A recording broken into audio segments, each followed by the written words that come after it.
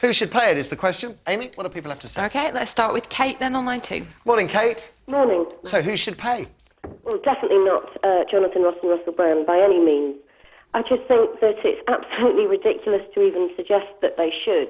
I think they've paid their dues for it. Kate, is this any more ridiculous, though, than fining the BBC, which means you and I are going to pay the fine? Well, the BBC is a big organisation. I mean... But it's funded by the public. It's funded by you and I, the public. It's funded by the 40,000 people plus that complained. They are now being asked, in essence, to contribute, albeit pennies, to that fine. Well, yes, no, I can understand, and if there's an argument about whether there should be a fine at all, the question today is whether they should pay it. Yeah. The fine's already been issued. So I don't think they should pay it at all. I think that the BBC, if they want to be moralistic about it, then they can take that money off some other thing that they're, wasting, like what was said, what was said a few minutes ago, was that they pay huge amounts of money for ridiculous things.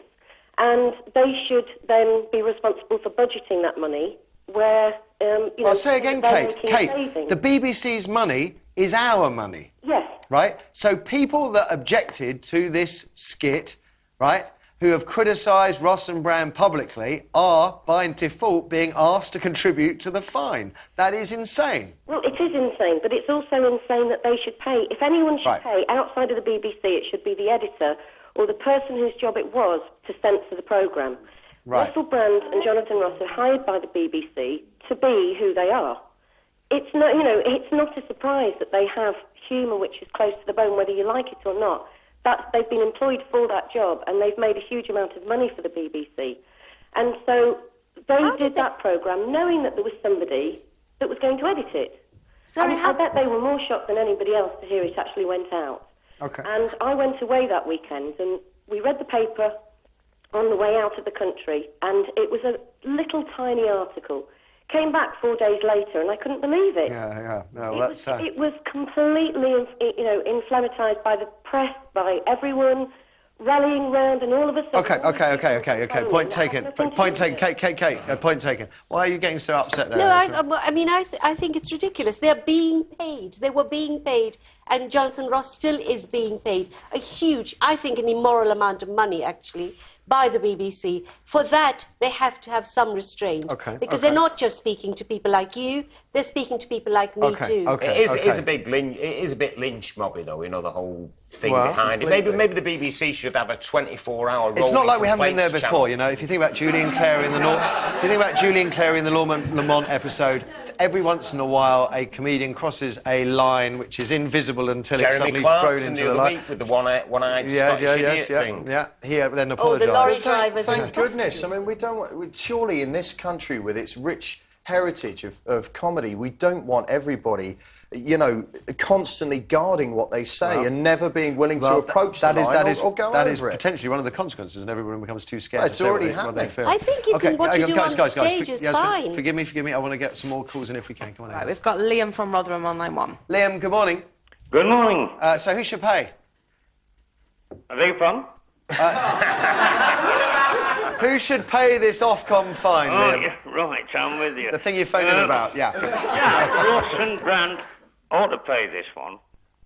Okay. And really, they should be paying compensation to the people that they've offended, because you've got two innocent people, and certainly a gentleman there, whom we all know and love from television, and he's been accused of incest with his granddaughter, has he not? What?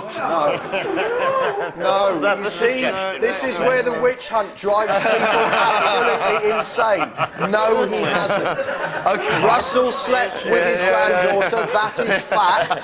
She was in Satan's sluts, that is fact. They made a misguided phone call. Okay, Liam, thanks for the call. Thank you for the call. Another one, please. All right, let's try Chris then on line 3. Chris, good morning. Hiya, Matthew. Hi there. Who should pay, Chris? Well, For starters, I think this situation has been totally blown. We've heard that. We've heard that. Yeah. But answering your question, I think the BBC should pay. The reason being, it shows that they realise that they are partly responsible because they could have pulled the plug at any minute. But if the BBC do pay the fine, I think that Jonathan Ross should agree to pay the same amount of money and give it to charity, thereby showing he does feel responsible and feels a little bit of guilt for his part in the situation. And when the media go over the situation, it's always Jonathan Ross at the forefront on the paper, shown as a bad guy. And hopefully, if he did this for charity, it might cut down on that and hopefully finally put this situation At least that would satisfy this strange iniquity that the way it's going at the moment with Ofcom is that you, I and everybody else with a TV licence is contributing something to the fine, which seems quite crazy to me. Nice one. Thanks for the call. After the ads...